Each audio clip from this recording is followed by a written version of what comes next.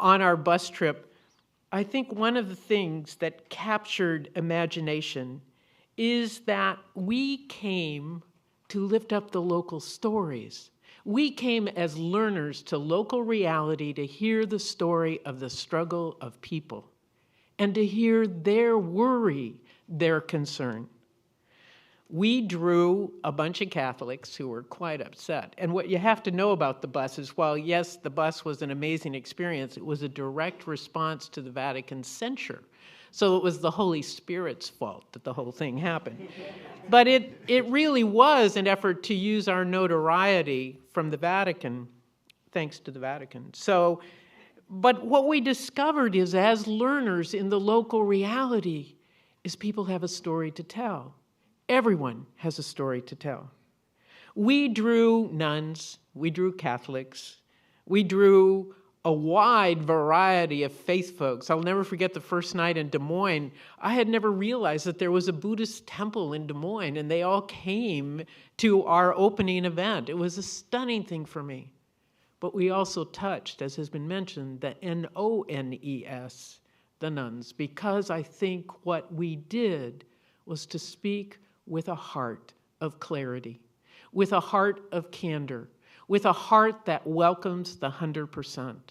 And our nation needs that healing so that we are no longer divided, but it is a way of coming together. And for me, faith is why I do this. Faith is what motivates me, but faith has political consequences. And hence, it's not so much what politics can do with faith, but what faith can do with politics.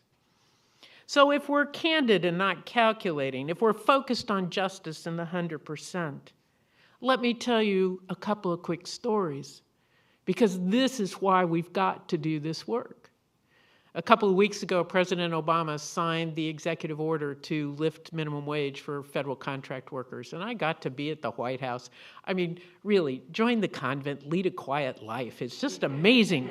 But I got to sit next to this beautiful woman, Robin, who's probably in her late 20s. She was so excited to be in the White House, and we were in the second row. It was fabulous.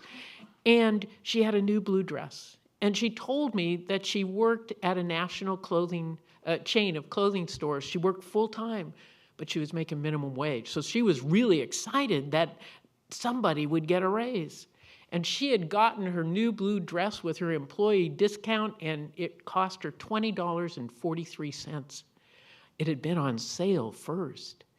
And then after we talked a while, she told me, well, you know, by looking at me, you would never know I have to live in a homeless shelter because I can't afford rent around here on my salary. She's working full time and she can't afford the rent. That's wrong in the richest nation on earth. It's wrong because Robin is being robbed of a future. We've got to stand up for the Robins of this world. And then just a couple of weeks later, I was sitting at a fundraiser out in San Diego, and I'm sitting next to Jason, who's this 35-year-old entrepreneur who had built 3 companies already and sold 2 of them. But he was about to be a new dad. He and his wife were about to have a child. He was so excited. And then he starts talking about political realities, that he pays a living wage to all of his employees, a living wage. And so he said that he found his employees were more committed, more loyal, better productivity. It made sense for his economy, for his business. But it was beginning to make him angry that his taxes were going to fund his competitors. Well, I had never thought of that. His taxes were going to food stamps. They were going to a variety of other safety net programs, which Robin and her friends were having to use because they were being paid such low wages.